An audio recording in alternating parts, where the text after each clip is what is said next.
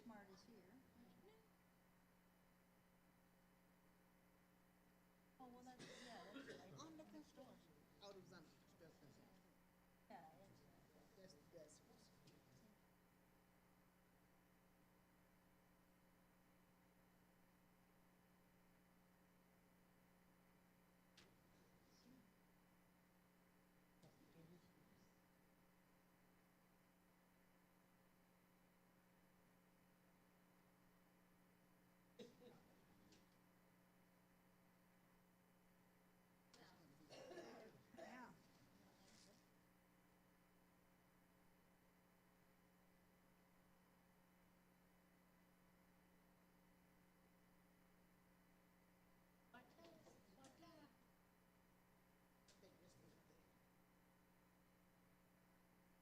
Oh,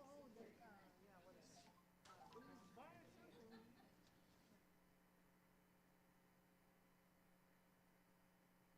I was wondering. Hell wants that area.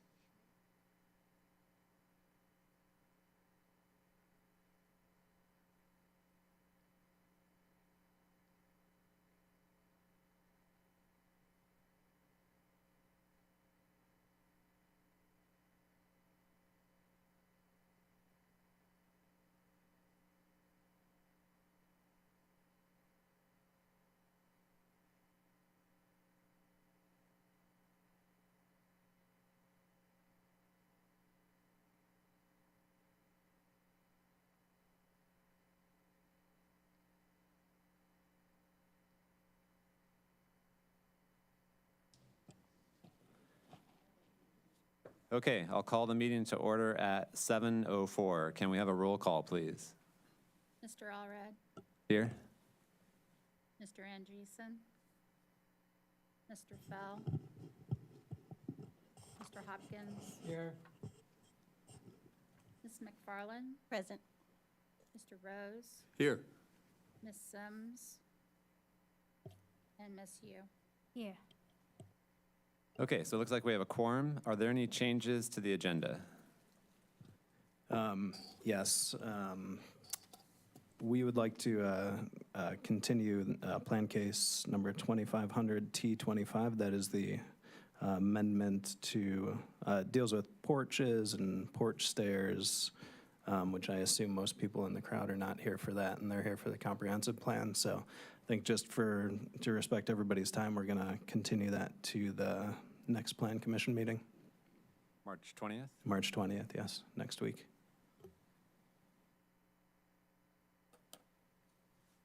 Okay, approval of the minutes. We have no minutes to approve.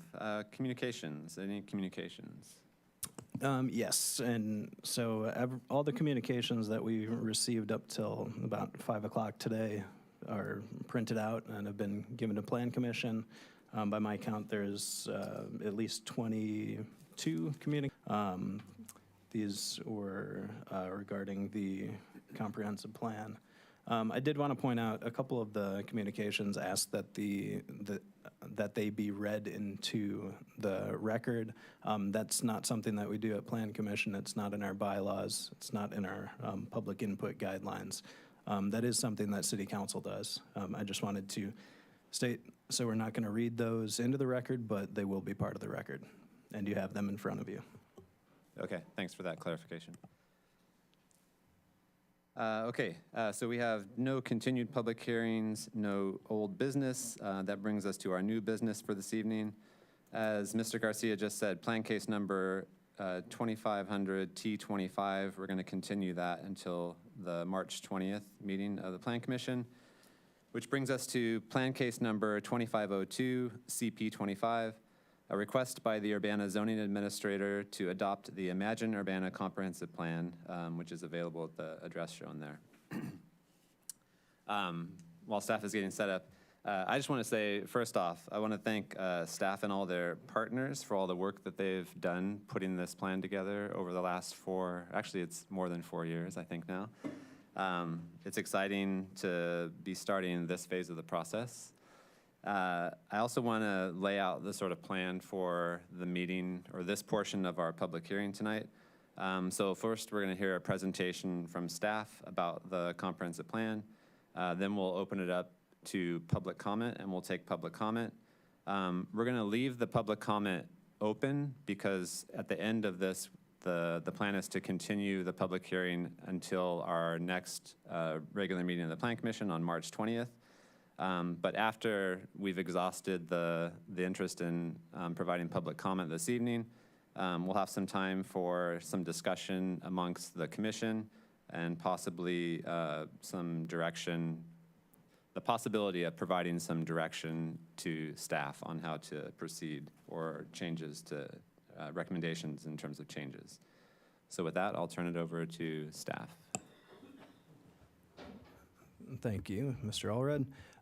Yeah, I'm gonna try and be somewhat brief to respect everybody's time, and because I appreciate everybody coming out for this, and I would like to hear what the public thinks of the plan. As Dustin, you said, we've been working on this for close to 5 years now, and so we're also very excited to be at this point where we're opening the public hearing. Just sort of a note about process. So the Plan Commission is the body that recommends the comprehensive plan to the City Council. So as you just heard, we will be having this public hearing today. We will not be closing the public hearing today. We'll have at least one more public hearing on this until the Plan Commission. We'll have the public hearing until Plan Commission feels that we're ready to make a recommendation to City Council, and then ultimately City Council is the one who approves or who adopts the plan. So I'd like to thank everybody in the audience for coming out. I'd like to thank everybody who's submitted comments online thus far. If you haven't, I'll show everybody how you can do that through the Comprehensive Plan's website a little bit later on. Just so briefly, the way that we're going to go through this is in front of you. First, we wanted to start with this video that seems like we put it together a long time ago, which we did. But we wanted to share this with folks. Why is the comprehensive plan important to me? My name is Devon Nirvana, and I'm a senior at Urbana High School. The Urbana Comprehensive Plan is important to me as it articulates the vision for my city for over the next 2 decades. Community and connecting are important to me. And so being part of the planning process will help to give me a voice when it comes to attempting to make sure that when I choose to bike or walk somewhere that I can do so enjoyably and safely. I came here in 1962, lived on Tremont Street, and I'm currently living on Eureka in Urbana. We need grocery stores. We need a city bank or either a branch bank, and we need a health facility, and we also need a community center for the people in this area. My name is Terry Beals. I'm from Chrisman, Illinois, farm country. The Urbana Comprehensive Plan is very important to me because I do enjoy coming to this town and I want it to continue to thrive and prosper. The outdoor venues, the music, the arts, the restaurants, it's a whole heart kind of a town, and we need to keep it going. My name is Marley Corrado. I am the manager at El Progreso in Urbana. This comprehensive plan is important to everyone, and especially the businesses in minority communities. I'm Somali Thompson, and as a University of Illinois Urbana-Champaign parent, it's important for me to ensure the safety and the quality of life experience for my daughter. I've been a resident of Urbana for 35 years. Urbana's comprehensive plan is important to me because it helps make streets, sidewalks, community buildings, and businesses accessible to me. Feedback from artists like me is essential to ensuring that the comprehensive plan addresses and allows the artistic lives of artists like me to grow.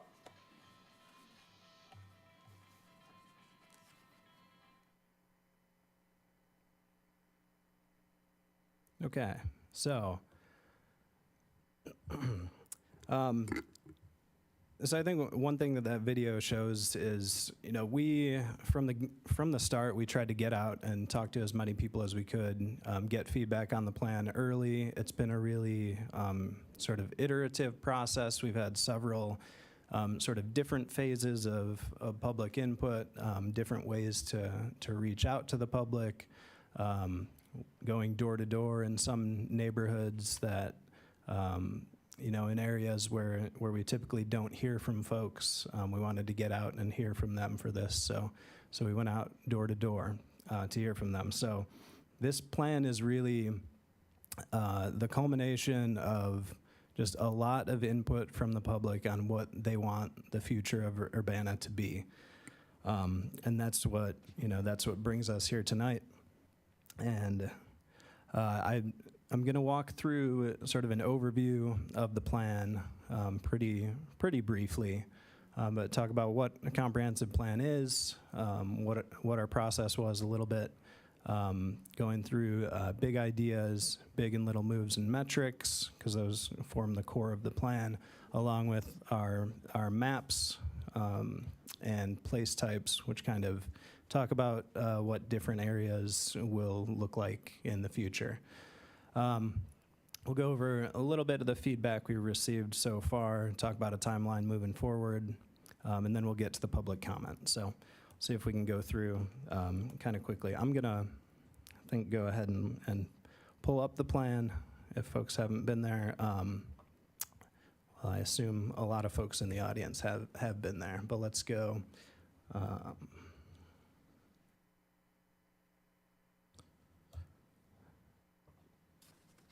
So you can get there through the, through our website under departments and services. We couldn't think of a better place to put it, so Imagine Urbana is just right there if you're following along at home.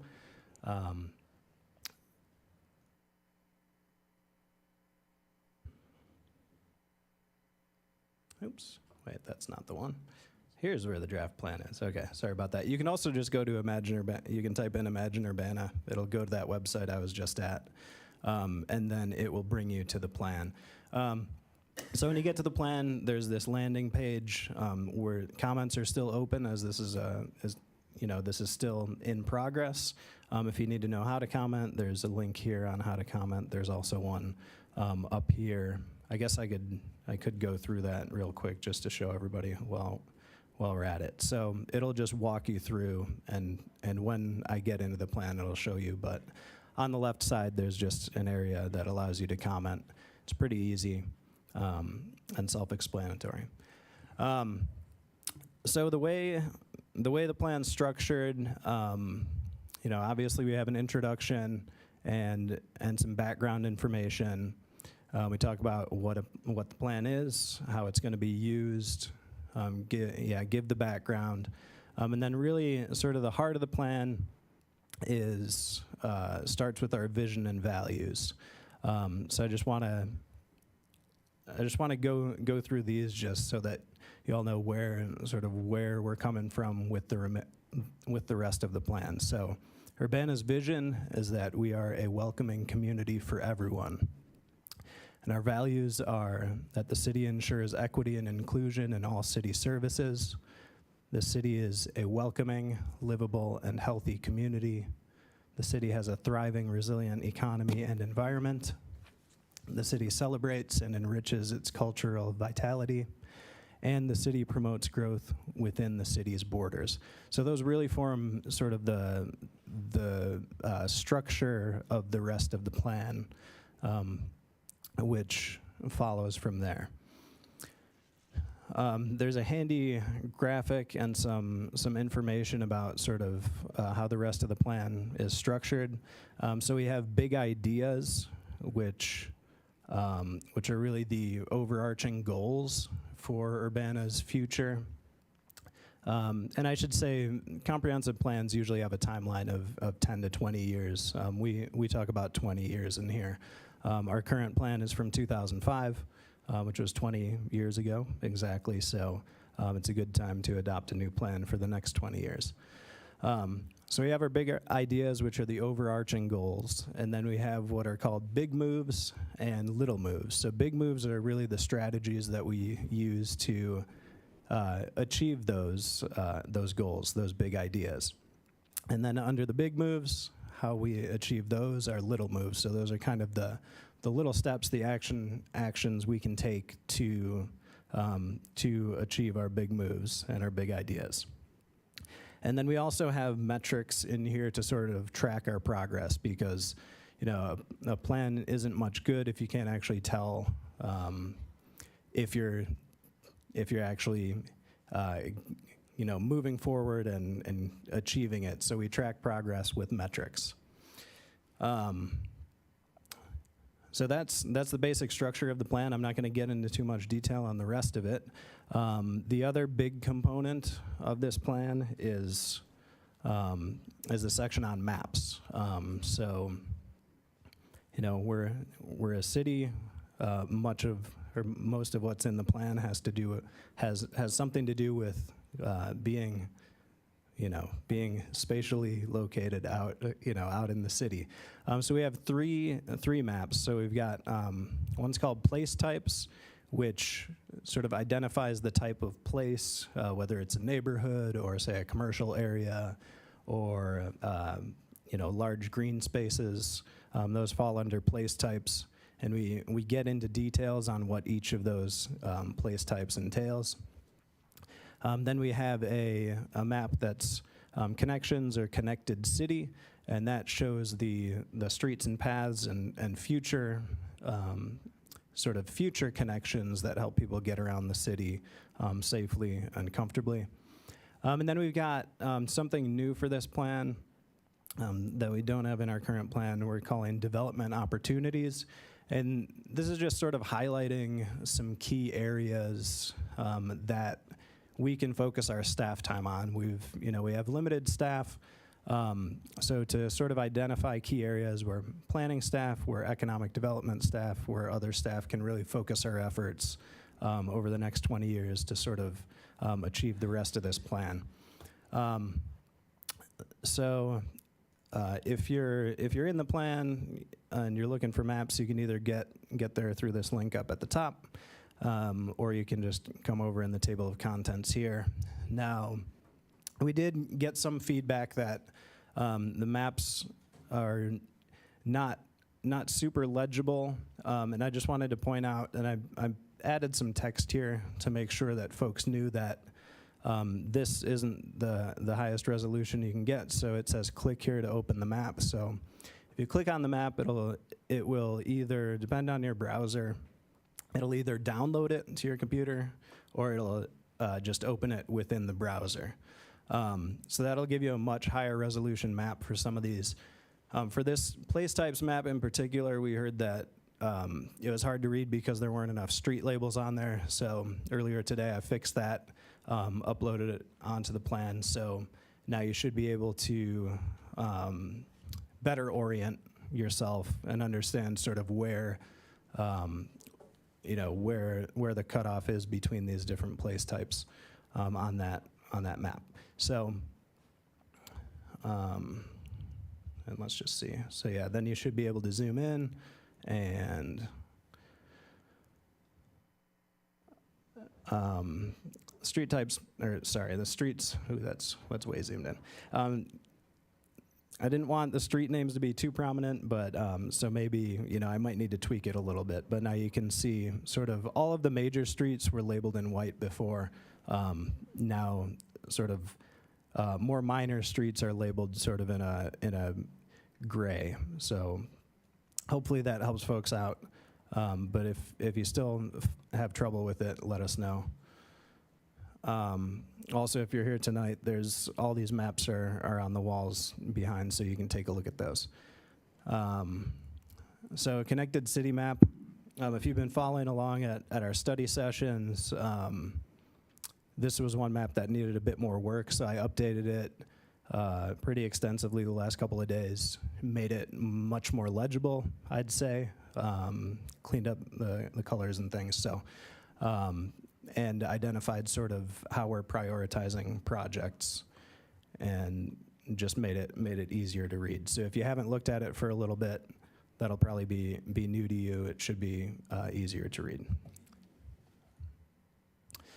And then finally, development opportunities. So we're identifying things called activity centers, development opportunities, corridors, and then we've outlined the sanitary sewer service areas, which might not sound that exciting to people, but it really does sort of identify areas where potential growth could happen sort of that's outside the city, but it also shows areas where it would be much more costly to grow outside the city. So that's been, I think that was updated between the last study session and now as well.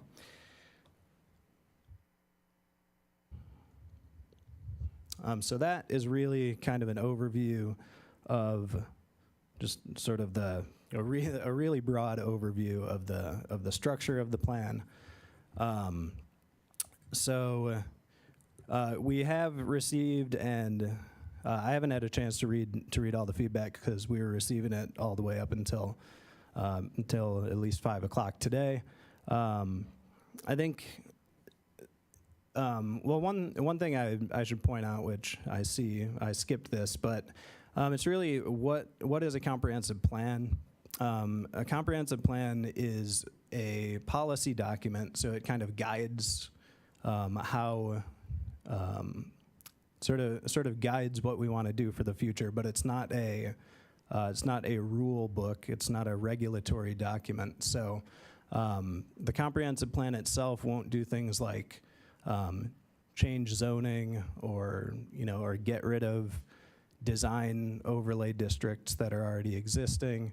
Comprehensive plan also doesn't get into a very fine-grained level of detail for any neighborhood in the city. It is a citywide plan, so by necessity, it has to be sort of painting with broad strokes and not getting fine-grained for any particular place. We can, and we mentioned this in the plan, so we can do specific small area plans, like for a specific business area or for a specific neighborhood that could get into finer detail, but that's not really the role of a comprehensive plan. So going forward, just here's a little calendar of where we're at. So we've opened the public hearing tonight on the 13th. I know next week is spring break and a lot of folks will be out of town, but we do have a regularly scheduled meeting next week. We have a couple of cases, including the one text amendment that was continued today. So we will have a meeting next week. We plan to revisit the comprehensive plan there if folks want to come out if they couldn't make it tonight. But we do plan then to have another special meeting on the 27th to sort of continue discussion if we need to. So really, we're not expecting that the Plan Commission would be making a recommendation until at least the end of the month. So just wanted to make sure everybody was sort of on the same page with the timeline there. So that kind of concludes my remarks, and I'd like to hear what all these folks in the audience think. Thanks, Mr. Garcia. Are there any questions for staff before we move into public input? Mr. Hopkins. You've given us a new version tonight. Different, I have now confirmed from the one we got 2 weeks ago. And you've identified some of the changes. I guess the main thing I want to know is, are there changes, for example, to the Connected City map other than graphic and reorganization? Or are there, and that's the example I'm using to ask the question. What are any substantive changes since the version that we had to work with until 10 minutes ago? Yeah, so I'd say Okay. I feel like, okay, there we go. Yeah, so most of the changes we've made, I'd say, have been pretty minor, and it's based on feedback we've gotten from the Plan Commission at our previous study sessions. So, and I don't know if I have a complete list of all the changes. We did at each of the last two meetings, we've gone through what the changes have been since the previous week. So those are detailed in the slide deck that we sent out to those that were here and not here. So it goes into detail, and we have the same list then for tonight, what we changed. As Kevin said, though, most of them have been clarification or changing it to make it more readable, more navigable based on public feedback. Okay. Yeah, so this on the screen, this is the list of changes that we had wanted to share last week. So it's not, it's nothing of great substance, but it's you know, it's making, I'd say, small tweaks to the plan. Yeah. So the list you have in front of you is since we met last week. So the two slide decks you have that showed what changes have been made for each of the weeks, you know, this is the same format showing changes that we made since the 20th, or since the 6th.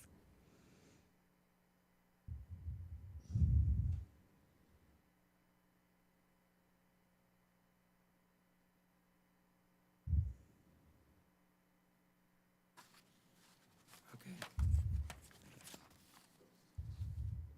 Are these yours or?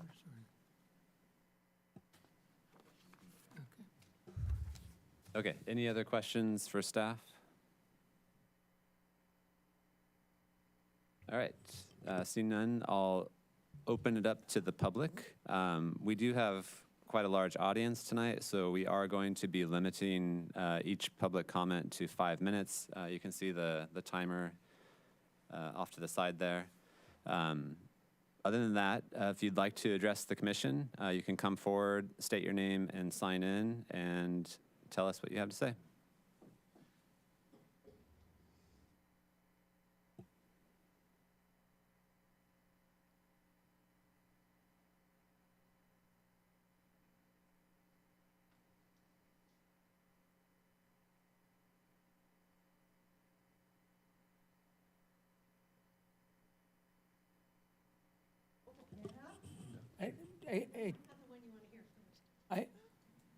I might just make a comment.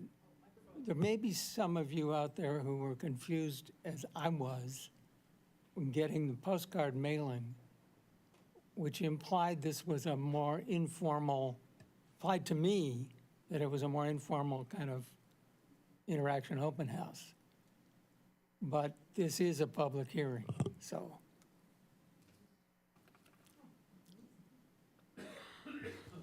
Hi, my name is Sherry Steigman, and I will just read this to you.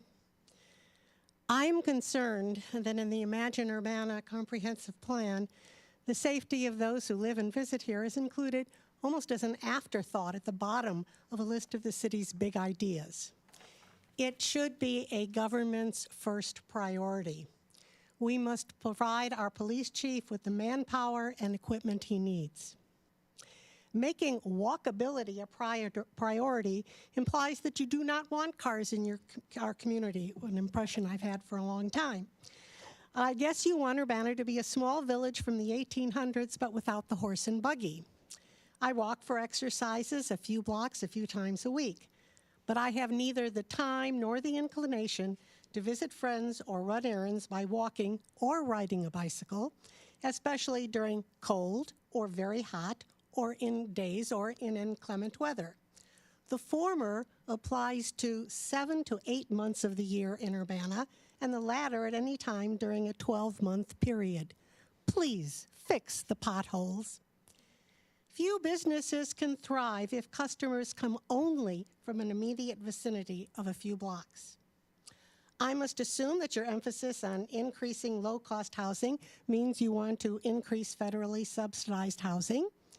To increase affordable housing, I'd like to know what zoning changes you're going to make.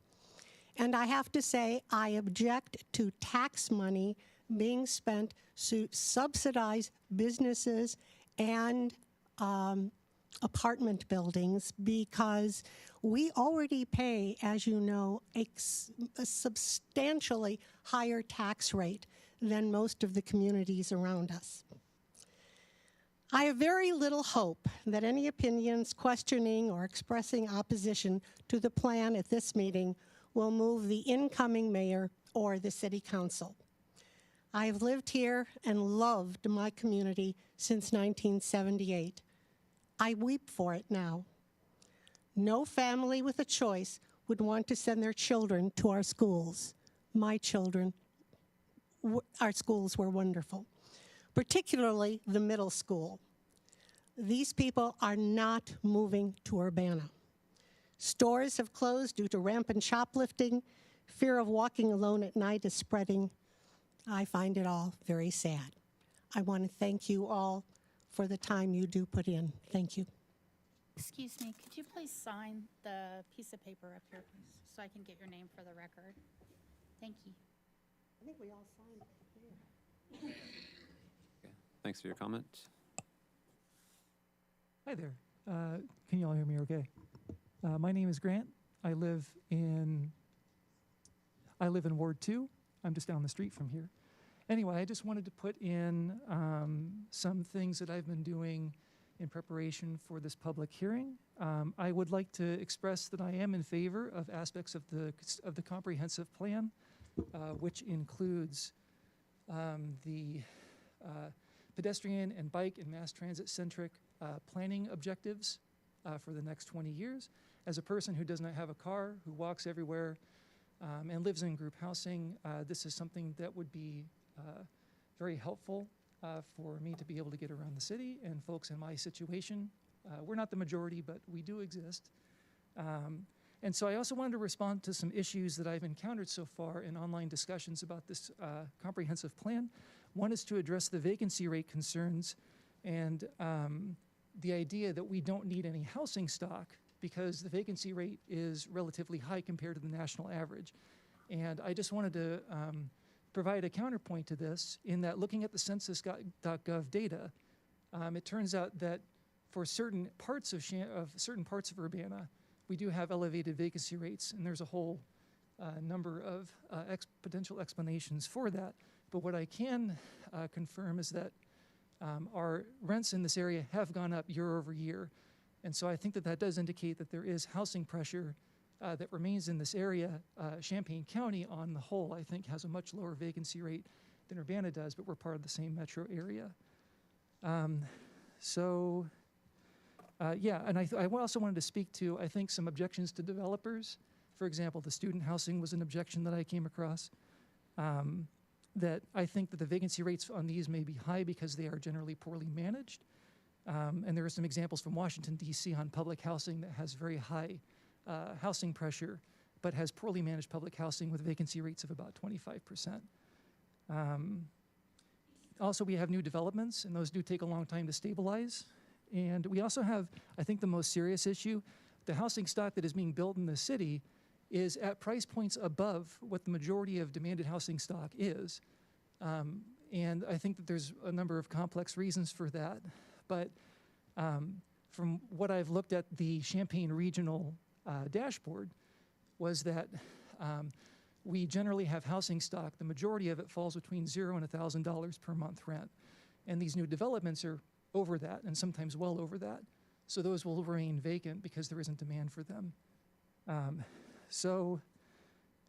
also wanted to speak to parking minimums and the idea that vehicles can help.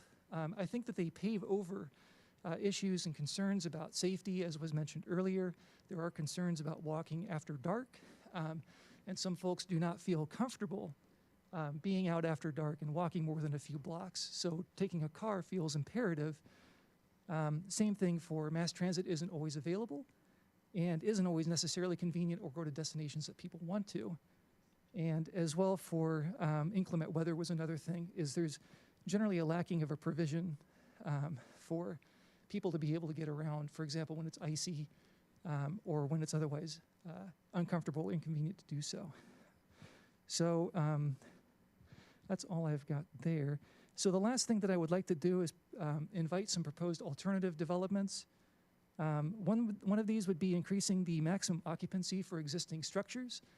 I am in favor of the new neighborhood designations for neighborhood 1 and 2, which does increase the use types that are available in a given neighborhood without drastically changing their character. And so I would favor, for example, doing what we've done in the co-op that I live at, where we had a single detached dwelling that had occupancy of, I think, 4 or 5. We now have 14. And so the nature of the neighborhood directly adjacent to that has not been changed, but the interior of the structure has. I'd also like to, I know that this isn't the scope here, but I want to put on the radar that changing building types and the materials that are used can also help drive down the cost of new construction. For example, natural building materials and natural building methods for structures that are less than 5 stories can be economically feasible. And then also I'd like to put on for greater local control in the sense of neighborhood associations and also considering cooperatives and other forms of alternative organization outside of what I think is the traditional form of organizing in the United States. So that's all I've got. Thank you very much for your time. Thanks for your comment. Could you also sign in? If we could maybe change the flow, if you could sign in before you start talking, that way wouldn't have to remind. Thank you.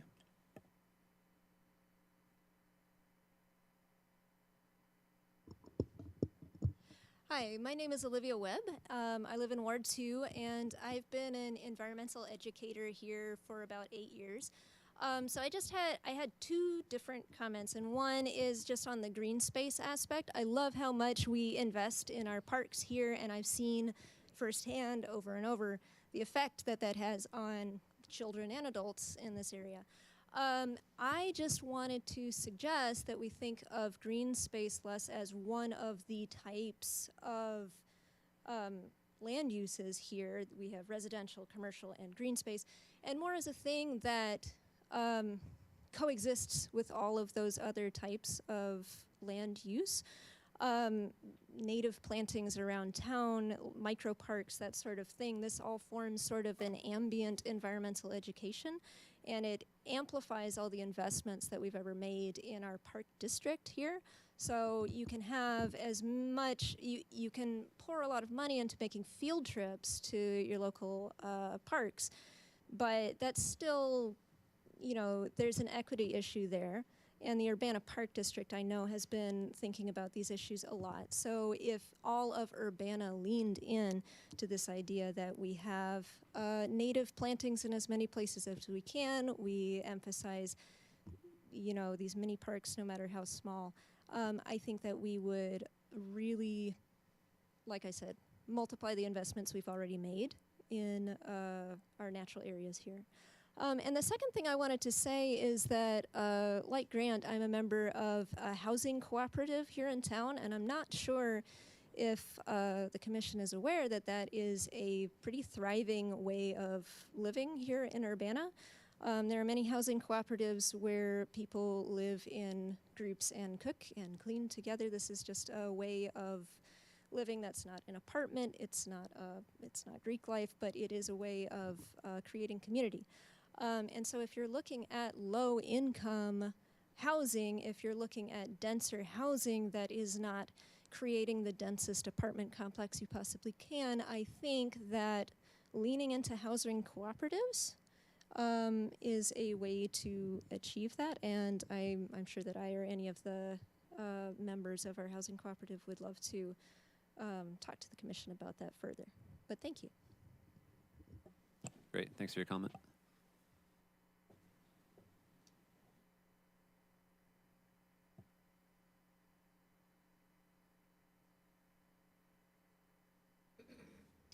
Hi, my name is X Lucky. I live over in Ward 2, actually, right across the ginormous parking lot across the street in the Howard building. So one thing I would like to say is that we have one of the most walkable cities I've ever been to.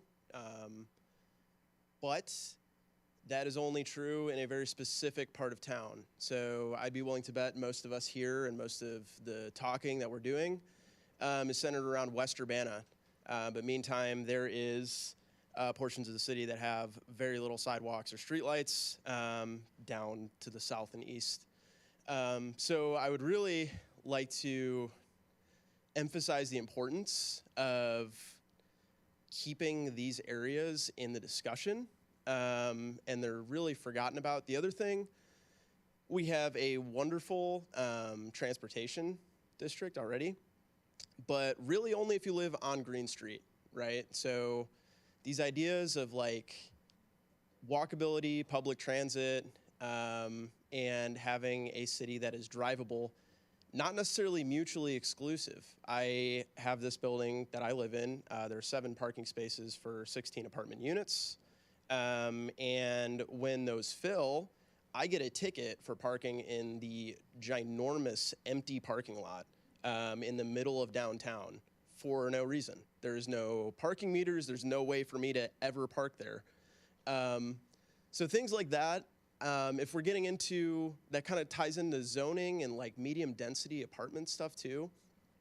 We don't need to change the character of any neighborhoods, west or east of downtown, when we have all of this space that can be utilized in a non-controversial way, very close here to City Hall.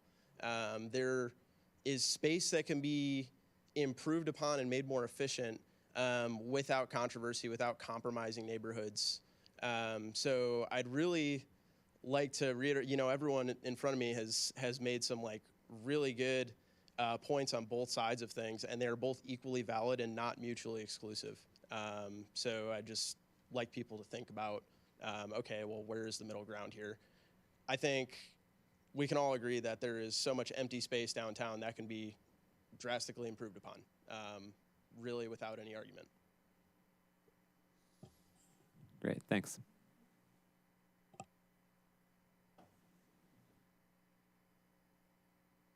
I'm a physicist. I'm trying to bring. Sorry, can you first sign in and then also speak into the mic so that people at home watching on TV can hear?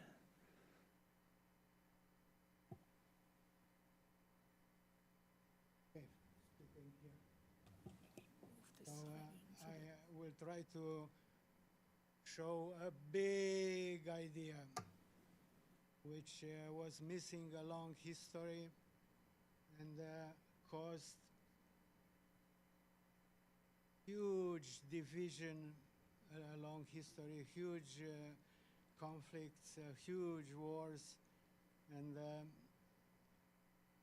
there is a simple solution. The system, the method, and the system for stability, like for a car, we have oil filter and fuel filter. In society, we don't have a method and a system for stability. We only practice propaganda, and instead there is a simple way to get rid of that. So I am a physicist, and in physics you can see the major opposing views for light.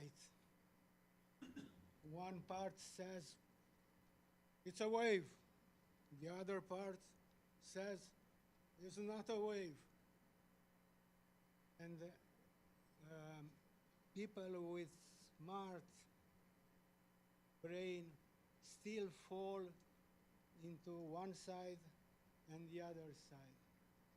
What I did was, hey, if I look enough at these opposing views, I can find the solution.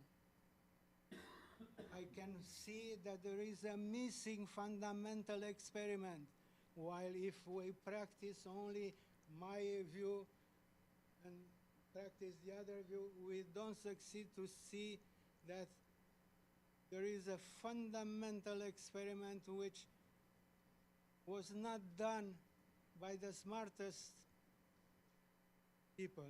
So I came here and I did that experiment and I found the solution. The broad thinking on the major opposing view is the solution. And from this extraordinary finding that the structure of light is not wave, is not the other side, but it's a very practical thing.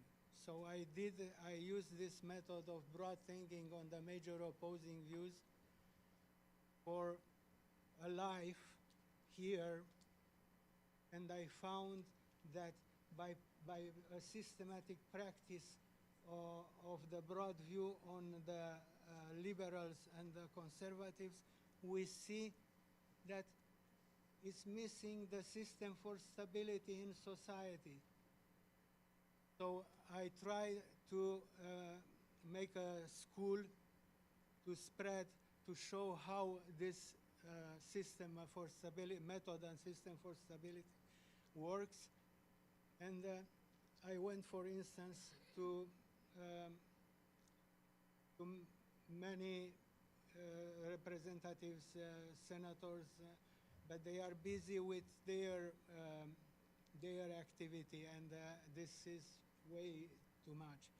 So I started to go to Urbana Adult Education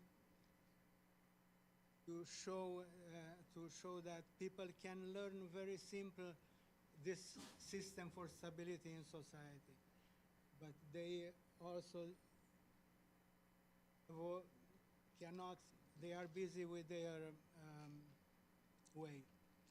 So I'm trying to build my own school, like was initially the School for Science in society. Education of the method to look at the details and build something.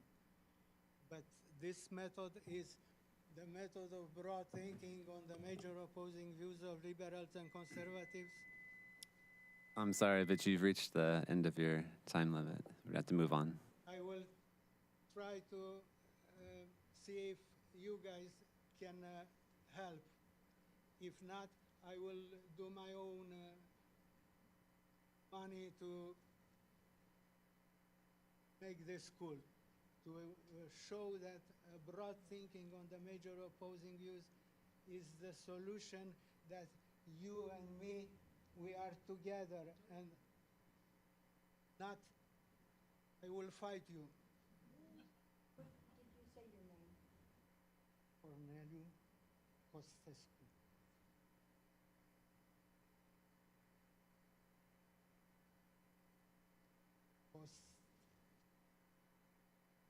O-S-T-E-S-T-U.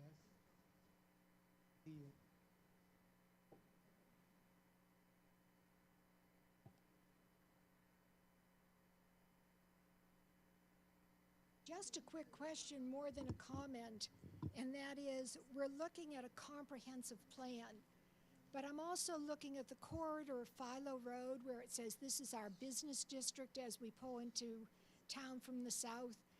And in addition to, quote, long-range planning, I personally don't know what is being proposed to actively occupy some of the vacant buildings, such as Walgreens, to keep us fresh, to keep us moving, to keep us ahead. I thank you, and it's just a great concern, as well as downtown Urbana. Thank you. Linda Lopez. Sorry, could you state your name, ma'am, for the record? Linda Lopez. Thank you.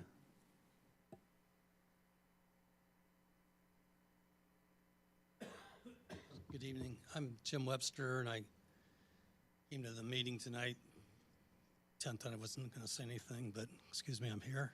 I'm the owner of Lincoln Square, And I commend the people that are serving on this committee. It's a very important thing to have a good plan for the next 20 years. Excuse me.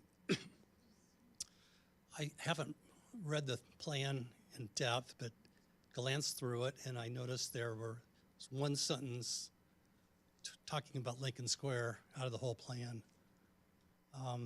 As big of a footprint as we have in the downtown, it seems remiss that Lincoln Square was not even considered. Nobody asked me anything about this, and I had no input whatsoever. I think there's reasons for that, but I just want to say that we are committed to long-term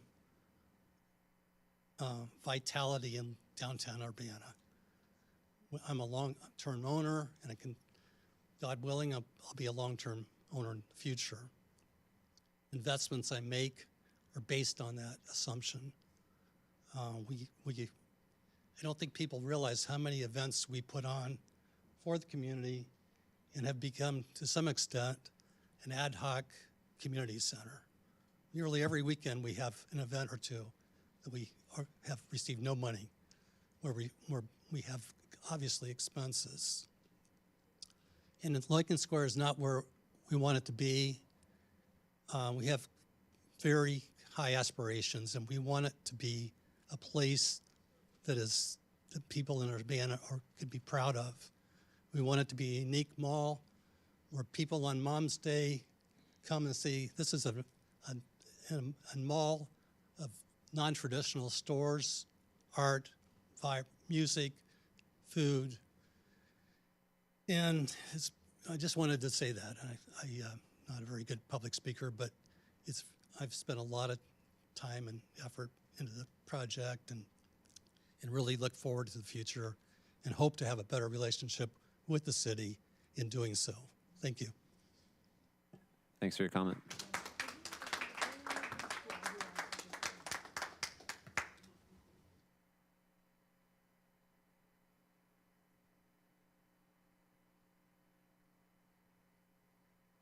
Hello, my name is Veronica Falcon. I just moved here to Urbana. This is my first time here, but I'll keep my piece short. I've just noticed that there's very poor lighting on roads. It makes it very difficult to see. And I think it was mentioned earlier, potholes are a big thing that I've noticed. I live on Bradley Road, well, near Bradley Road. I live on Broadway, and I take Bradley pretty often, and it's impossible to drive on there because there are no streetlights and it's full of potholes.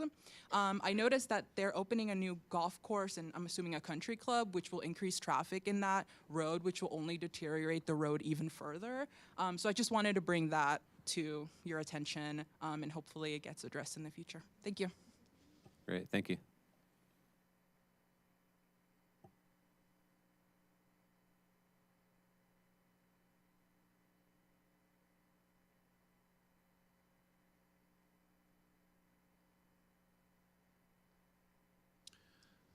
Hi, my name's Alex Womack. I apologize if some of this seems naive. I found out about this a couple days ago, so I've been trying to flip through it. I did notice a certain lack of information regarding some of the homelessness initiatives that we have in the area. I've been observing some of our homeless population for a little over a year now. Some of the shelter initiatives that we have are insufficient, in my opinion. I know many of them congregate towards the eastern side of Champaign and kind of split the difference between here and there. I would just like to, bring it to everybody's attention to try to shed some light on the issue, to see if we can help our neighbors. Seeing them around town makes people, gives them a sense of lack of safety, lack of care, and makes people feel discouraged and kind of hopeless about various situations. I have seen several of the proposed ideas regarding the affordable housing, which I think is really great.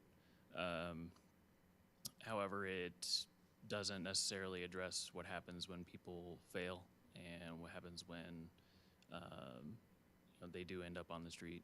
So I would just really like to see some level of ideas bounced around, seeing if we can maybe pull these people off the street and get some of our neighbors, brothers and sisters and moms and dads off the streets, helping them out and taking care of people in our community. So thank you. Thank you.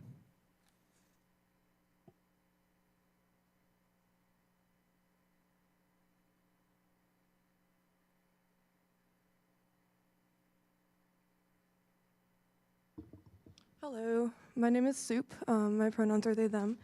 And I live in Ward 2. I actually live in the same house as Grant. I am also very pro co-op and believe that they're not believed in as a solution for a lot of things like affordable housing, isolation, healthy eating, those kinds of things. I actually have a pretty quick comment, but I noticed that in what is delineated as green spaces, golf courses are included, and I don't think that things that are non-public, non-accessible, actual, usable green space should be counted as green space. I work with Solidarity Gardens. We actually do a lot of trying to bring food production and local green space areas into our communities, and those are our local green spaces, the places where people can go and actually enjoy the nature that's happening. I think that some more consideration into what is being considered a green space and how we're improving that in the city should be counted. Thank you. Thanks. Hello, my name is Patty Jones. I serve on the Community Development Commission for the City of Urbana. So for those of you who are interested in homeless issues, that's the commission where things roll up to City Council. And we need more volunteer commissioners. Oh, sorry. I serve on the Community Development Commission as a volunteer for the City of Urbana. So the Community Development Commission is the body that manages the affordable housing process for the City of Urbana, and also partly with the cities of Champaign and Savoy. And that is where we bring things forward to City Council. So if you're not seeing the ideas you think we should have, then please join the commission. We need more people to be on the Community Development Commission so we can roll up and make these changes happening at the city level. In general, I think the values in the plan are good. I do think that we want to continue to have very good metrics to track and to be sure that we're considering everything very broadly and strategically. Thank you. Thanks.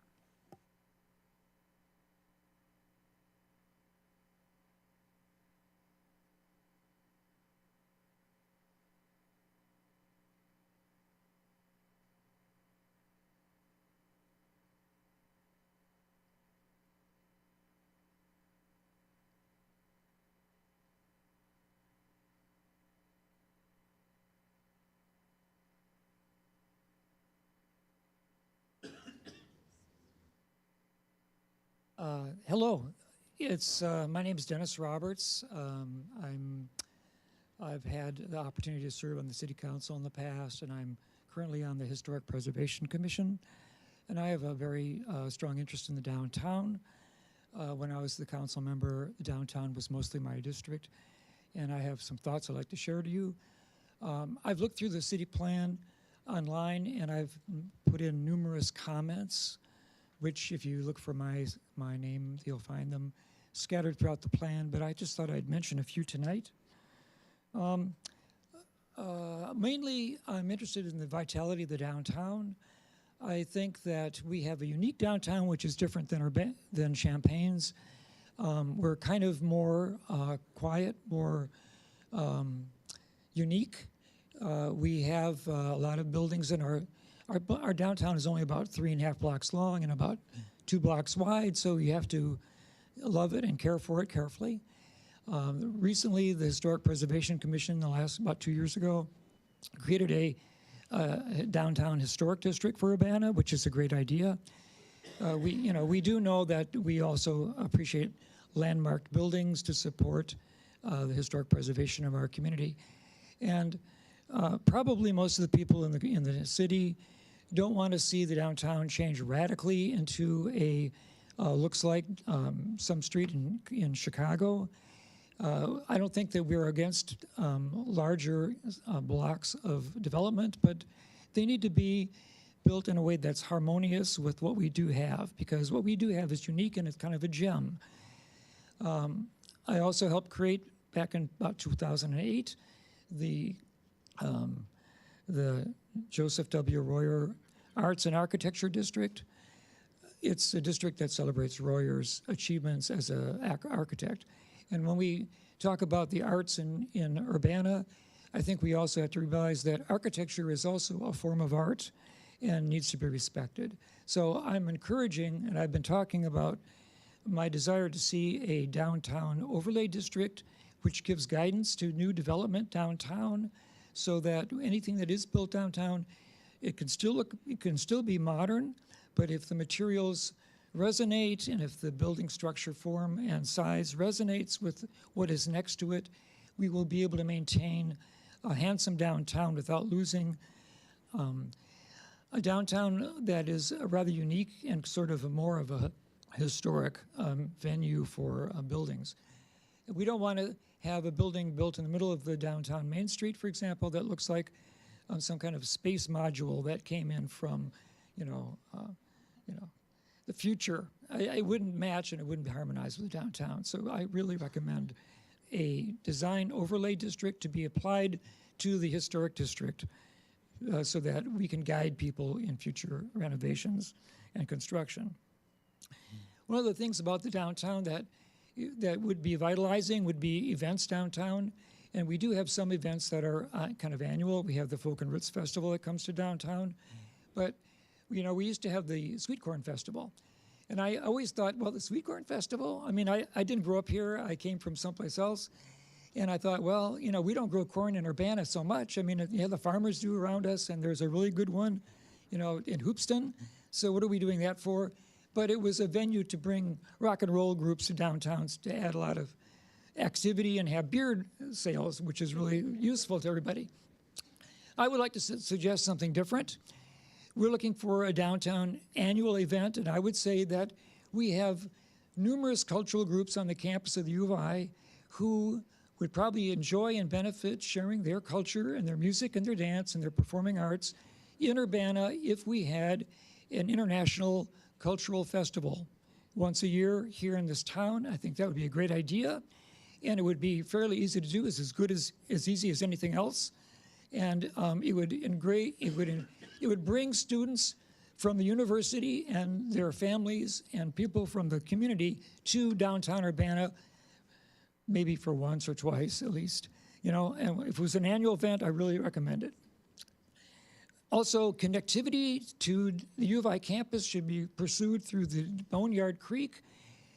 Urbana is the only municipality in this area that has not finished the Boneyard Creek plan, and there's no plan at all since 1978 from downtown to the U of I campus. I think that's a criminal oversight, and it could be a beautiful walking path and bikeway. So there's other things. Also, it doesn't compete with the Kickapoo Rail Trail. It would be a unique thing, and it would bring green space to the community, which we've talked about here already. Other ideas I've written in the plan. If you look for them, you'll find them, and I'm open to ideas and discussion. And as a member of the Urbana Sister Cities Club, I think our GROW organization would really support the International Festival, among others. So thank you very much. Thank you.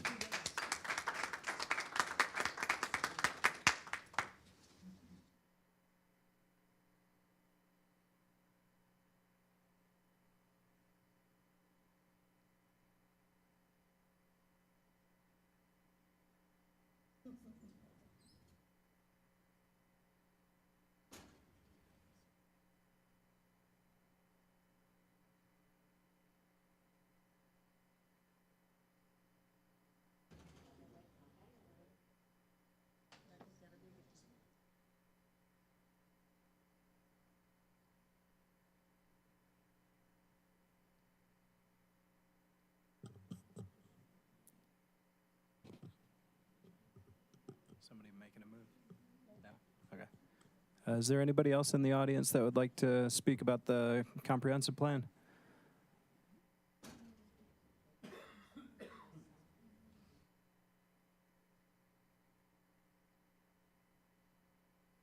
Going once?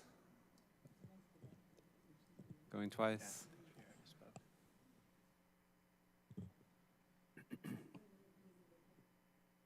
Correct. Yes. Yeah. I was just gonna say. So it seems like we don't have any takers tonight, but we will be keeping this case open. So next week we have our regularly scheduled meeting. If you have thoughts between now and then.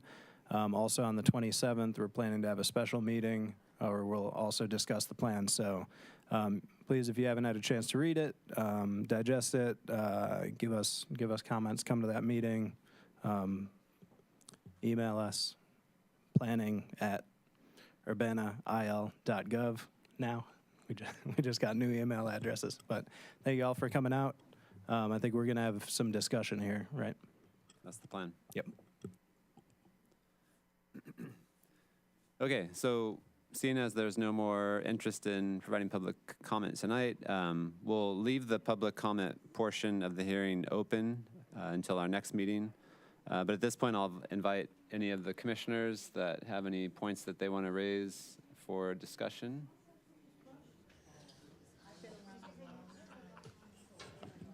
Mr. Rose? Yes.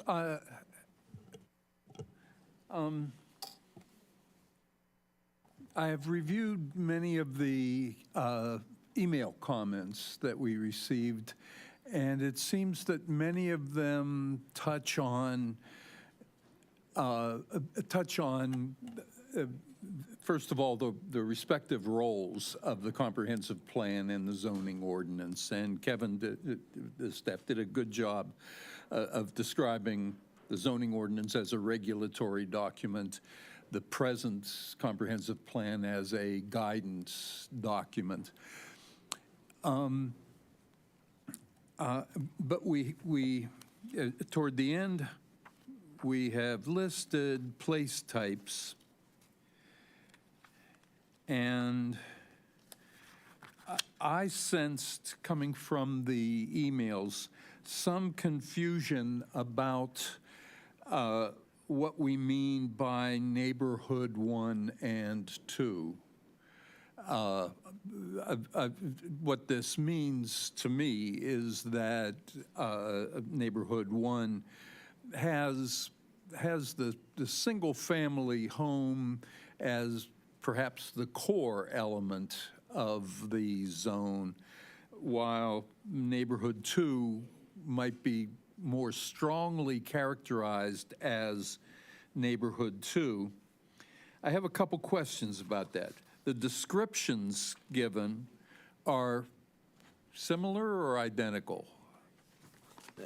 They're similar. There are some, there's there are a few differences. There are subtle but very deliberate differences between the two.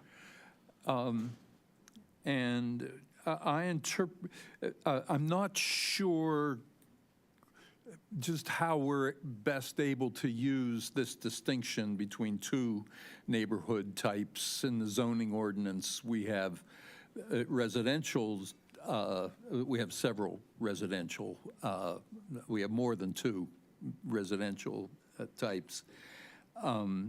And perhaps we need more than one, so I'm not quarreling with the choice of two, but there seems to be a misunderstanding, or not, but requiring clarification, that by having two, and with with duplexes and smaller apartments and townhomes being permitted in both types, kind of puts a foot in the door toward introducing multifamily, for instance, in R1, where it's excluded.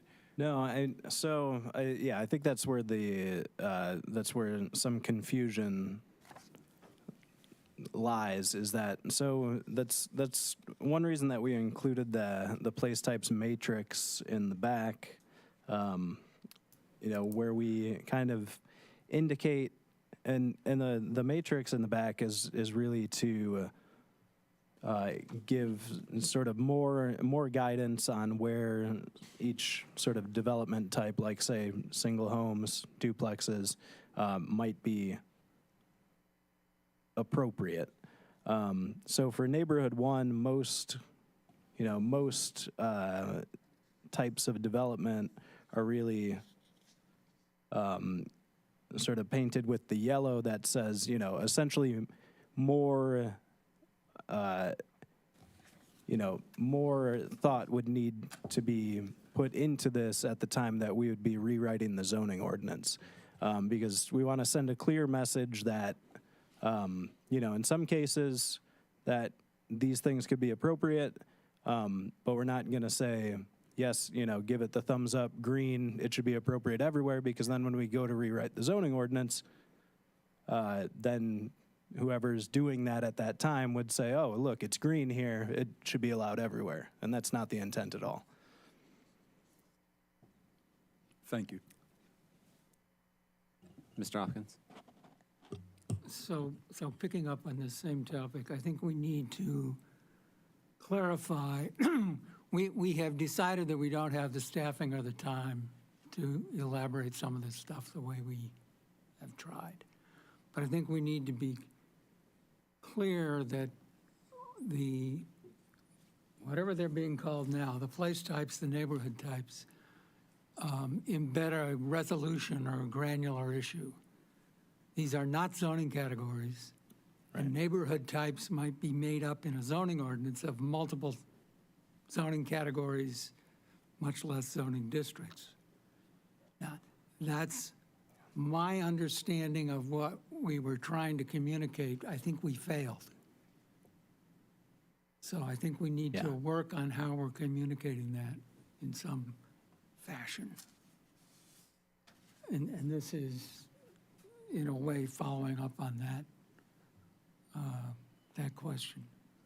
And I agree that seems to be some of the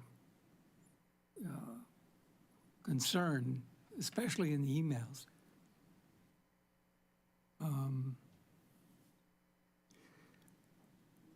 I've got, I will have to go through the new version and check all the new maps and everything, because I didn't see them until tonight. And I acknowledge I wasn't at the last two meetings, so I didn't see this stuff. A question. Co-ops came up tonight. We had, I think, 3 representatives of co-ops. The issue of the occupants per dwelling unit, I confess I don't know how co-ops get regulated in this regard. And I don't know whether we are doing a good job or a bad job of dealing with co-ops. So I'd like to know. And I guess I'd like to know because I'm not sure. This may be an opportunity to clarify some things related to neighborhood types and the components of neighborhood types related to zoning categories, which, a simple version of the issue with duplexes is in West Urbana, duplexes mean 8 people instead of 4. But co-ops apparently have a way around this. I don't know what it is. I don't have my zoning ordinance with me. I imagine from a zoning perspective, we'd treat it something like, we have a couple categories of sort of group living facilities. We also have rooming houses. Right. Yeah, I can look into it. I'll talk to our building safety official too to see how building safety I just want to deals know with that. if there's some way that we should be dealing with this, because it's been brought up by 3 people. Yeah, I will say, I know we have, quite a few around town. I don't remember ever getting a complaint about any of them, so I think they seem to be good neighbors.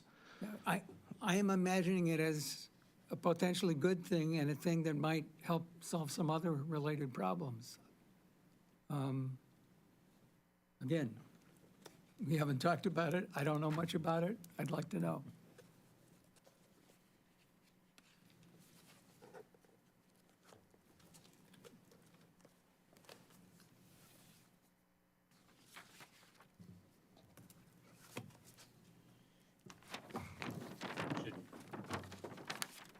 Is it something that should be included as a development type? I'm just trying to think. Most of these are in single-family homes, or like they're in houses, essentially, right? Yeah, yep. Okay, so the development type is a house, but it's being, I think we don't know.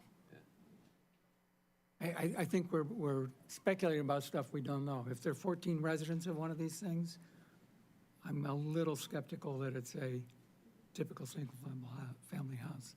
And you can have a co-op apartment building. I mean, I know this Right. is physically and legally possible in general. I just don't know what the situation in Urbana is. Huge single-family houses. Okay. Yeah, Old okay. converted multifamily. I'm channeling the audience so people Yeah, right. can I hear at understand, home. But, so, the question becomes, how does this work within Urbana's legal framework of apartment registration, occupancy rules? Are the occupancy rule, anyway. So by that definition, you know, I've lived in one too, but not recently. And so a couple of other questions, maybe related, again, because I missed a meeting. Does the new version that you gave us tonight redefine the Busey corridor type, activity type? It does not. Okay, but I we know are that going was to do something- that, yes? Yeah, that was We that was discussed that 3 weeks ago. Yeah, it was kind of brought up a few weeks ago, and we have yet to discuss it in something like a study session or like this discussion here. So that That's something we need to discuss now, or? yeah, we can discuss that now. So yeah, so I'm pretty sure in our current plan. Why don't I ghost it up there so I can pull up the map?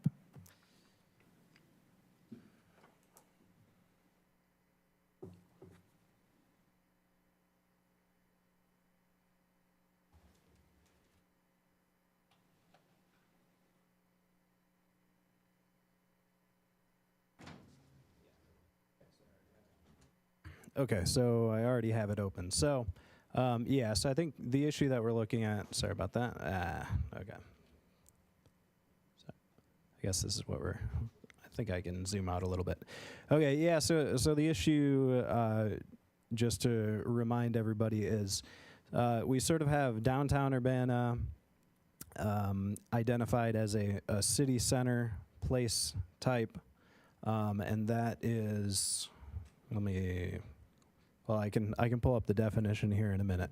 And we had just kind of connected that along Springfield Avenue over to Lincoln, and sort of this area here is our new, the zoning district here is called Campus Mixed Use. We recently changed that just in this little area here. Then we have this is all identified still as city center, might not be the best name. And then just going down Lincoln Avenue, I want to be clear about that. Only along Lincoln Avenue. It does not extend over to Busey Avenue. I think this map being not terribly easy to read may have led to some confusion. And then over in the Gregory Place area. So sort of all of that is identified as this city center. In the existing plan, I believe somewhere right about where my cursor is, there's a split between what we call in that plan downtown, and then what we call, most of this purple area was defined as campus mixed use. You have a 2005 plan. In the 2005 plan. So that would be an option. We could dust off that one. So my suggestion, based on my years of experience here, but also, hearing input, throughout all of those years, is that if we were to, whatever we define this area, I think it's probably okay to paint it all the same color, but to add some annotations that say, west of Lincoln Avenue is where you have your tallest buildings, your highest population density, whatever we want to call it. East of Lincoln Avenue, you should really, have things that are not so tall and kind of, gradually merge into the neighborhood. So it's not so you don't have a 9-story building on the east side of Lincoln Avenue. Nobody's proposing that, but I want to be clear when we're coming up with this policy document here that we are clear about the intention. Okay, I'm going to disagree with you. Okay. Surprise, surprise. I think we need to have 3 categories.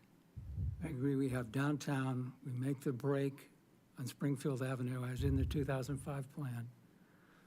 The CMU area needs to be a distinct color because we, augmented by city council, have already allowed, 12-story buildings now, I think? 120 feet, so 11, Roughly maybe 12. 10, yeah. 12-story buildings. We should acknowledge that specific statement because we do not intend for this plan to change either the existence of that statement or the expansion of that statement. So I think we should say so. And just adding, and we should add the annotation as well. In other words, I agree with the annotation, but the annotation is to explain the difference in color, not to sort of finesse why we make distinctions in the color. And then the third area is the east side of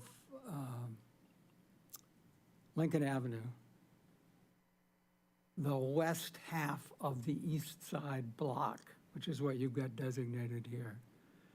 And that, on this map, we've got Lincoln Gateway. I think we've also identified a Lincoln Corridor. I think we could call it Lincoln Corridor.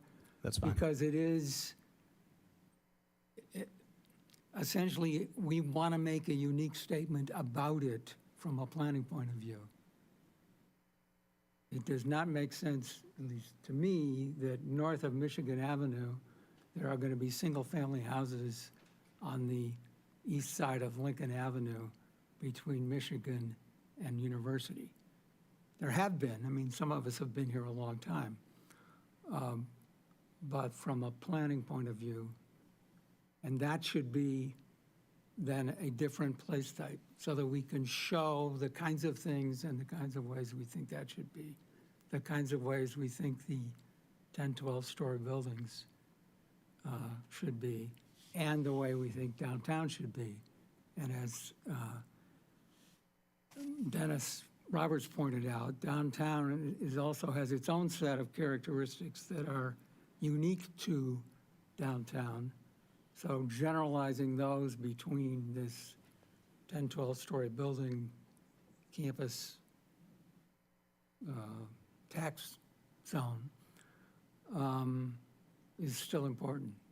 So my suggestion would be to create 3 categories: color differentiation, the annotations you've got in mind that are in part the distinctions, but reinforce then the city center is a unique thing, and these others are also essentially unique things. So that generally sounds good to me. So one potential issue is that the place type or the character of Gregory Place, for example, seems very different than the east side of Lincoln, the half block east side of Lincoln, north of Michigan up to wherever, largely in the sense that it's entirely residential. And I don't know if what we're saying, if we're combining that with a category that includes Gregory Place, are we saying that the intention is that that is potentially mixed use? That what is potentially mixed use? The half block the from Lincoln- Lincoln halfway into that block east. Yeah, I think that's the potential would be that could become more of a mixed use. I mean, knowing what's on the ground there right now, there's some old Greek houses there that we want to see reused forever. You know, there aren't too many areas that, you know, I think would be redevelopable, however you want to say it, in the immediate future. So it's kind of, you know, there's sort of the place type that you identify, and then there's sort of reality of what might actually happen. But yeah, I mean, I think. Yeah, I think that is a good point of discussion. If having some commercial uses there or some other uses would be worthwhile. Yeah, well, I think the bigger question is the pattern. So that, I mean, that strip acts as a transition, kind of like a zone of transition from very intense uses to the west of Lincoln to very quickly much less intense uses that are entirely residential to the east of Lincoln, particularly east of Busey. So I don't know. If we're painting Gregory Place the same as that, I think there's potentially a disconnect between what Gregory Place is as a place type versus what we're imagining could be on the east side of Lincoln, that half block. Suggestion. What if we make the Gregory Place finger, that is between West Oregon and West Nevada, Lincoln to whatever it is, I can't remember. What if we make that CMU annotated about building type, about building height, sorry, misspoke. So that the distinction between the CMU north of Green Street and the Gregory Place CMU is basically building height. But they're the same color, they're the same notion of street cross-section, and we're not doing street types, I know, because we don't have time. But I think they are more alike than the east side of Lincoln. And so what Dustin is suggesting, I think that would be a way to deal with it. Yeah. Because then you can also annotate the east side of Lincoln as residential or whatever. Yeah, but then what does that east side of Lincoln become? Is that neighborhood 3? Yeah, I don't like the idea of making essentially just a new place type just for this strip along the east side of Lincoln. I know one of the suggestions in one of the emails was instead of city center to call that neighborhood center, which is a defined place, which does allow a bit of mixing of uses, but is definitely much less intense than the city center description.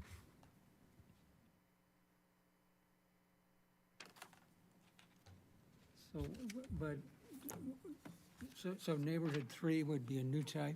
Well, I'm just thinking, if we're imagining that to be mostly residential in character, I don't know that neighborhood center captures that intent. Yeah, it doesn't. And I don't know that neighborhood 2 works because neighborhood 2 talks about single-family homes, and I don't think we're imagining single-family homes in that area.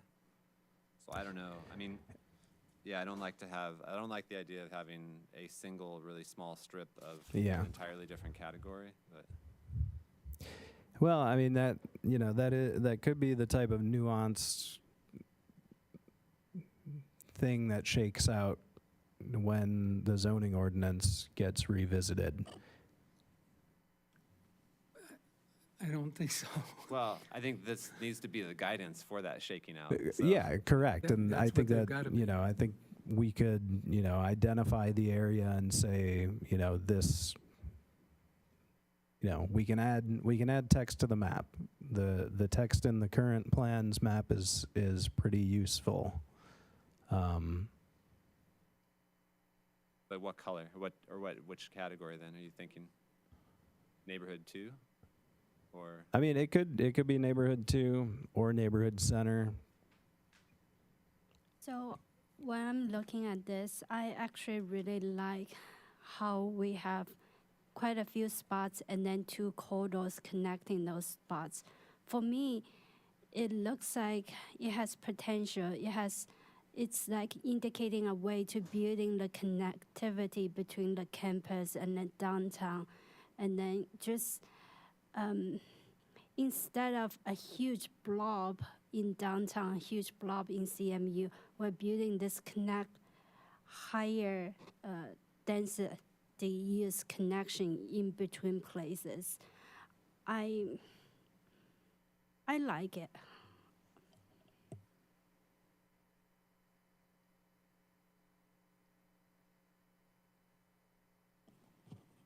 I think the connectivity is on the development opportunities map. And I think the distinctions, this map is not actually about connectivity. So somewhere we have to make these distinctions about development type. And I think on this map is the opportunity to do it. And I don't think that Springfield Avenue is like downtown Urbana. And I don't think that the new CMU district is like the east side of Lincoln. And if we don't get this straight now, it's going to be a lot harder to write the zoning ordinance. And when somebody contests the zoning ordinance, if it's not backed this much better than this in the comp plan, we are going to be vulnerable in the zoning ordinance. So I think it's pretty important to get this right.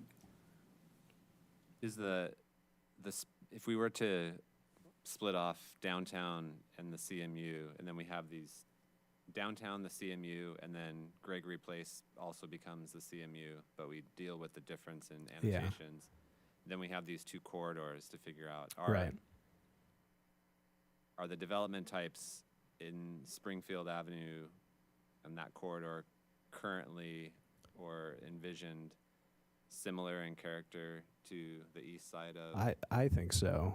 I mean, you've got, it's mostly, it's mostly residential. You have some apartment buildings and things currently on Springfield Avenue. What if we called it neighborhood corridor?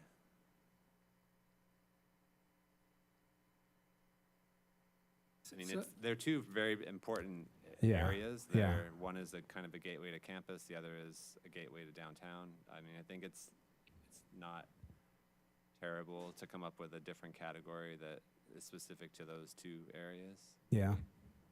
I think it's a good idea. I'm not sure the label is the perfect label, but the idea that Springfield Avenue and the east side of Lincoln are actually very similar. Yeah. I think it sort of solves Shanji's issue of having a map that shows these connections, because then they would look like connections, but they would have the distinction of building type. Okay, so then we need a name. Yeah, well, neighborhood corridor is the best we've got so far. Yeah. All I said was, I just heard it, and I'm not sure it's the best, but it's the best we have so far. So for the moment, think about it. No, it's not the same as neighborhood center, because neighborhood audience likes center has much one more of a person. mix of uses. I didn't hear. She said she likes it. Ah. We have an audience likes that, but it's going to be too NC. NC, oh, the abbreviation is the same. I get it now, okay. What about RC, residential corridor? RC. Ah.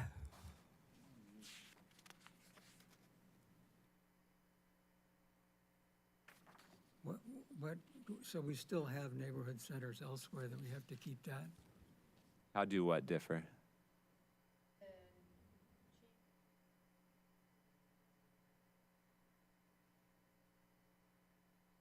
So how would the corridor differ from downtown, and also from the CMU, the campus mixed use? Yeah. Yes. Intensity and mix of uses. So the height of the buildings, as well as the allowing for the mix of uses, more commercial uses. So we're deliberating in a way that gives guidance to staff in rewriting. We don't rewrite text in the meeting. The idea is that staff will go back and then share something on the 20th with a proposed change for that, so that we can talk again, hopefully moving towards something that's acceptable on the 27th. That's our overall time frame. I think what's described. Well, the main problem with neighborhood centers, it starts out as mostly commercial, and we don't want Springfield Avenue and the east side of Lincoln to be mostly commercial. So it's not neighborhood center. It's something else. And the neighborhood corridor,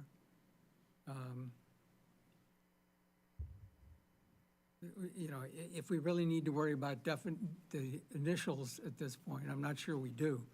I think if we got to the zoning ordinance, we might want to worry about that because it's designations, but I don't think we have to worry about it here. How about corridor neighborhood? I mean, that's kind of what it is, right? We don't need to be dealing with the initials, I would argue, so let's not. And the key difference for people who are trying to think of what's the text look like is it's mostly residential. And then it is not primarily single family. So it's mostly residential with a description that is more like neighborhood 2 and less like neighborhood 1 or neighborhood center. Yeah, with an intensity, so multi-story buildings, but with an intensity that looks similar to what's currently there. So 3-story, I think they're mostly 3-story buildings. Yeah. I mean, we're not getting into We don't height have limits to- and, you know, levels of buildings, No. but Okay, so I think we've got a pretty good way of fixing some of the problems in the current description. And I'm all for more annotations. The annotations in 2005 worked really well from my point of view, and we could add more.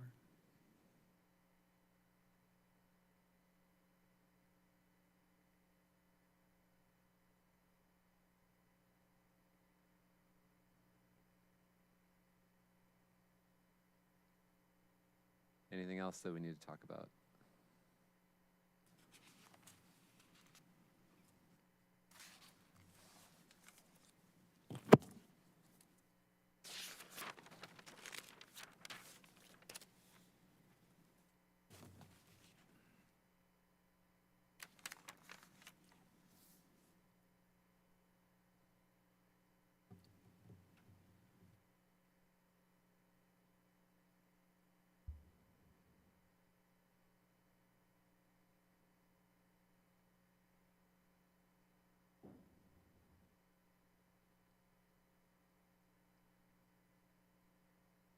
The labeling of green space, you know, might just clarify in the text for that category why we're describing things that way. You know, clearly a private country club is not the same as a public space, but that's not what our current use of that label Right. is for, so. Yeah. You can acknowledge that in the text.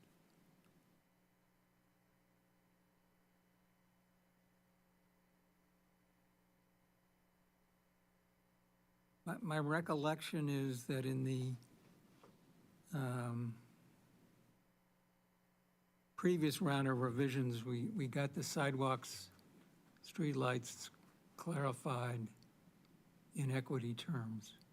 That was brought up, but I think we already dealt with that in a previous revision. No, yes? As a little, I mean, there are little moves, I think, associated with that. I think there are metrics associated with that also. Yeah. pretty sure. I'm just going through the stuff that I heard.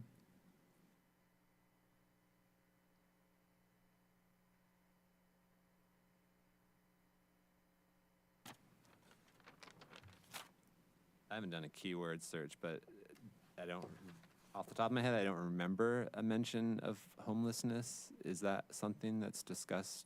I thought so, but I really do not know, actually. And that might be something to Yeah. add in, certainly in, what would it be, Big Move 1, probably?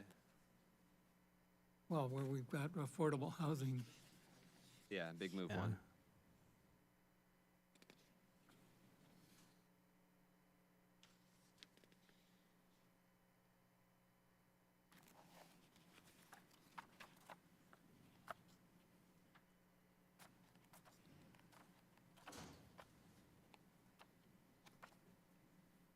Something else I was going to look at. What was it?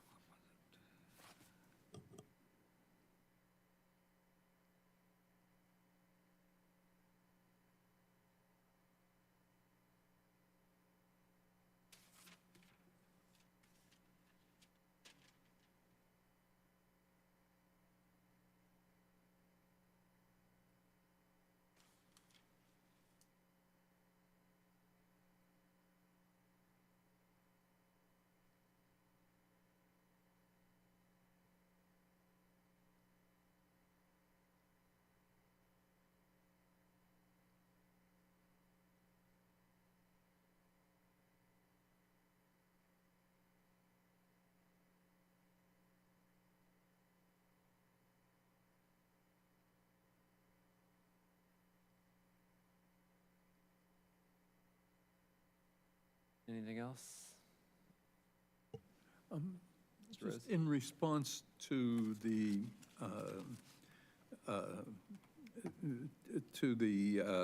presentation by Jim Webster, Lincoln Square. Lincoln Square is prominent in Urbana. It may deserve mention. I was looking for where and how that might occur. Under Big Idea 1, Urbana is a place for everyone, and transform downtown into a vibrant, inclusive gathering space might be the location, but I can't offer suggestions beyond that.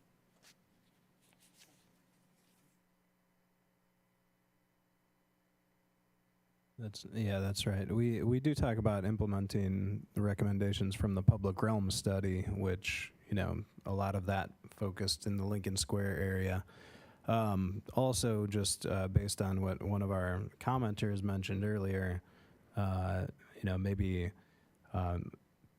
doing something with all that parking around it could help, maybe increase the vibrancy of the area. I mean, that's definitely in the Public Realm study as well. But Yeah, I mean, part of that is highlighted in the development opportunities with the city-owned parcels. yeah, So, yeah, I don't know if we need to mention specific privately owned property in the comp plan. yeah. I mean, another one of the comments someone made had to do with why so much focus on downtown? What about what's happening in other places like Philo Road? So, which is also points we've raised in the past. So I don't know. I think there's an emphasis on downtown that's in there, and There is. I mean, but that's also why we've got the development opportunities map, is to say, it's not just downtown, we can also focus elsewhere. Yeah, no, I'm not saying Yeah. that's a problem. I'm saying Yeah. there is an emphasis on downtown, so I Yes. think that covers Lincoln Square too. Oh, yeah, yeah. Is what I'm starting to say. Okay. I agree with that.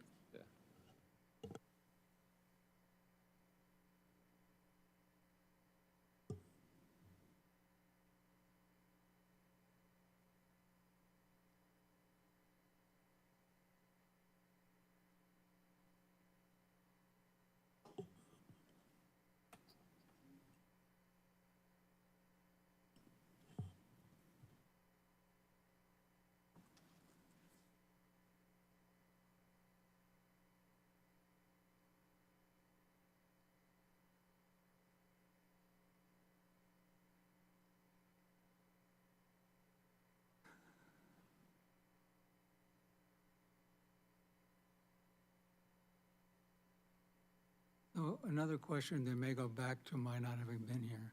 That somewhere there was a reference to having clarified the other plans involved. Yes. Yeah, and So actually. do we have somewhere in this version a list or how we're actually going to do the adoption? Yeah, and I actually went through earlier and added most of the plans that are currently adopted as part of our current plan. Because before we had, let's see, where are we? So this is some page in the new version? Yeah, I think it's might be in background and trends. But earlier, I just added those. Okay. So so here they are. We've run this basically the wording came from our city attorney. But we state right here that Imagine Urbana adopts the following as elements of the plan.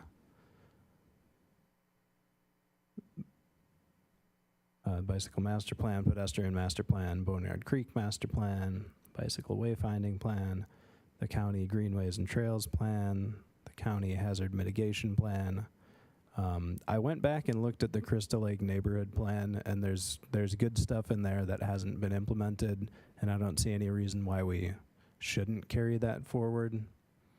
And there's some annotations on the map in there that I think we could carry over to this plan as well. And maybe actually put as annotations in this Yeah. plan? Yeah. If we're going to do that, that Yep. strikes me as a good idea. And then the 2012 downtown plan, and then we just say that subsequent versions of these plans will automatically be adopted into Imagine Urbana. That might not be all that necessary now that, or after I had really thought about how we would adopt those plans anyway, is that most of those plans would come through Plan Commission and go to City Council, but some of them, could, like a bicycle master plan or a pedestrian master plan, new versions of those could come out of our bicycle and pedestrian advisory commission. And, so it might not necessarily have to come as a case through Plan Commission, but I mean, it's got to get adopted some way, so I'm not sure. So automatic is not acceptable, okay? Because that implies that nobody has to do anything. If those plans exist, they're automatically part of the comp plan. And there's an argument, I don't know what the current feeling is among the administration or the current city attorney.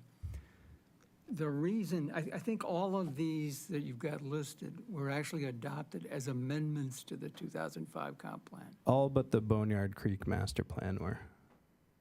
Interesting. I don't remember why that one wasn't. But when was it? 2008. The reason is, well, the Crystal Lake was in 2008 too.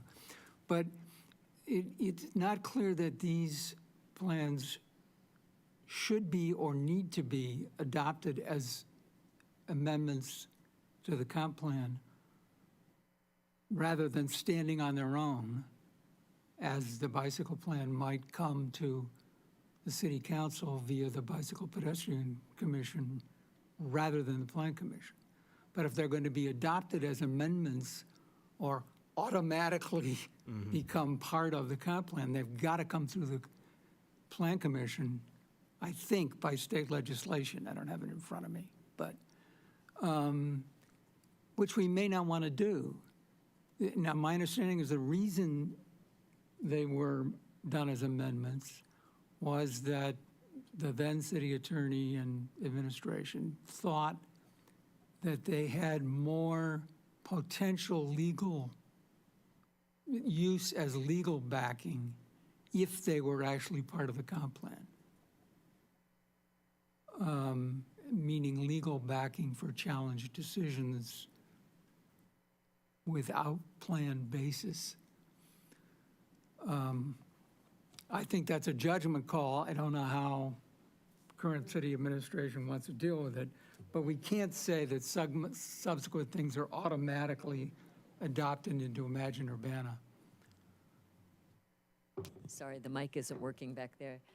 We'll talk with the city attorney about that again. He gave us this language, and maybe it needs to say approved plans, but we'll check with him on the legality. Including the subsequent versions are automatically? Yes, he gave us that language.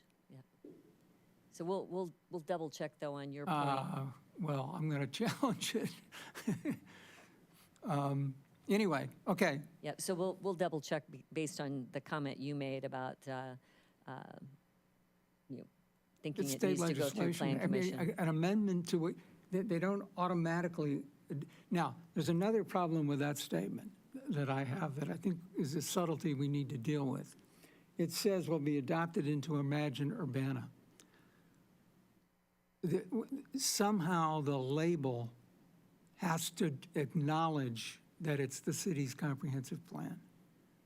Again, there's state legislation about how a comprehensive plan has to be dealt with. Yeah, and we can add that. I think that's a good point. And when we refer only to Imagine Urbana, then there's potential confusion about that. Yeah, I agree. I think we can add that. Is it worth, one of the other points you raised was, like, what do we get out of having these plans adopted as amendments as opposed to having them just be plans that stand on their own? And I mean, we've never, in any of decisions that we've taken since I've been on commission, we've never made reference to anything outside of the core comprehensive I mean, I think occasionally we'll bring in the bike or pedestrian master plan if we're talking about something like, oh, the bicycle master plan shows a bike path going here or something. But yeah, usually it's not like a really core element of any of the reasoning that we're bringing forth. I mean, the only exception I could think of, which it hasn't happened that I know of, but if something was to be done, say, in the Crystal Lake neighborhood, we would definitely go to that plan and look at that. But I can't really remember any cases where we had to do that. So I think an option to consider,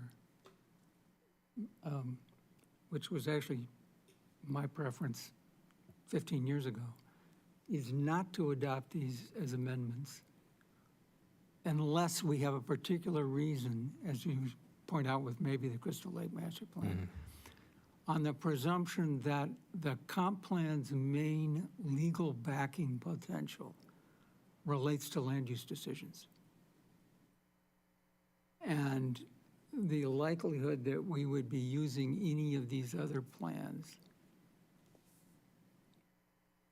as a component of the comp plan to do that, or that they would gain any greater meaning by being officially part of or amended to the comp plan, is, I think it's not worth the confusion, the problem that Dustin just raised, but also the situation we're in now. So I think it might actually be better if this paragraph identified these same plans, and again, there may be an exception, as you point out, for the Crystal Lake plan, as now standing on their own as adopted plans that were previously amendments to the previous comp plan. And then we don't have to worry about keeping track of all these funny amendments that we never use. And since we're hoping to be more active with the current comp plan we're doing, we can keep track of its amendments that are what I'll call real amendments to the comp plan and not worry about this stuff. Yeah, I mean, because as you just called, you know, real amendment to this plan would be something where we would go in and update the place types map, you know, area gets developed, well, that's different, but, you know, we would be updating the plan, you know, as it, within its current structure. It's not, I mean, because the only way I could see of adopting a lot of these plans into this would be sticking them in the appendix or adding another Right, and we don't thing refer onto to here, so. I think there's also the potential that there are contradictory things in these plans that might contradict the current proposed comprehensive plan. Yeah. As well as, you know, updates in the future, because these are not plans that we have visibility over necessarily in terms of their creation or their plan-making process. So I think it avoids that possibility. I concur. We're not provided with the reason why this is done. We can imagine it, I suppose. But I concur with the direction being proposed here, and that is, let's allow amendments to the comprehensive plan be those intended to be amendments. Yeah. We do still have to have the wording that these become independent of the comp plan, because at the moment, their They were- formal right, adoption right. is as amendments to a comp plan, which Right. presumably is superseded by a new comp plan.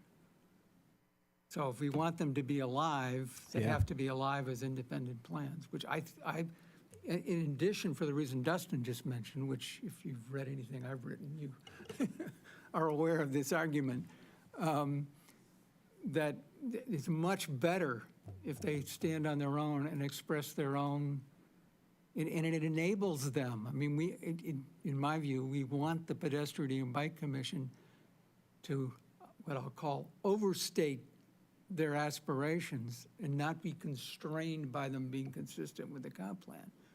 That's like losing the voice of the individual plans. So anyway, and I'll also reinforce your point about the Crystal Lake plan, though. There may be among these ones that really belong as amendments.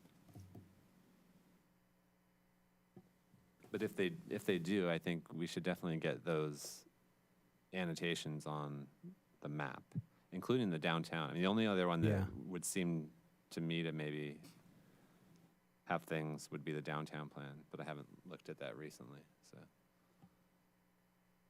Yeah, and for the ones that we're going to do that with, we need to see copies. Because in effect, we're adopting them again as an amendment to this Right. plan, to the new plan.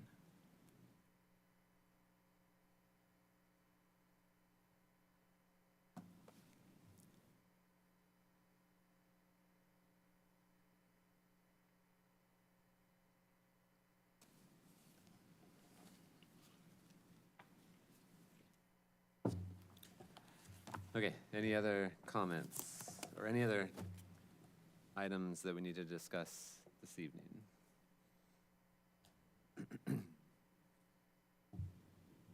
All right.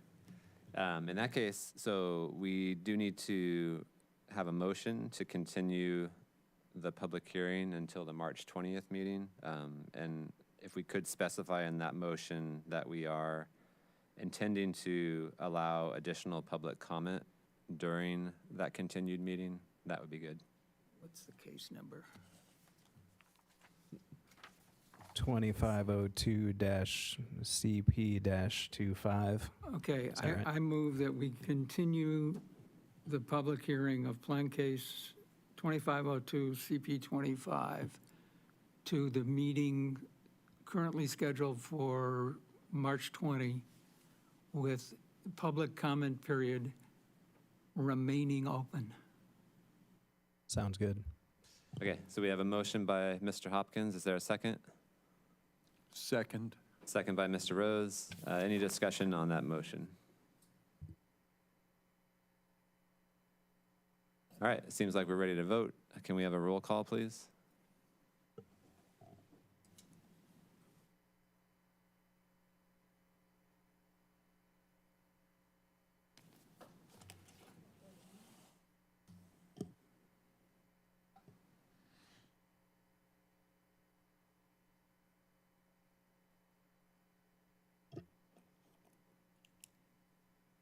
Mr. Hopkins, Yes. Ms. McFarland. Yes.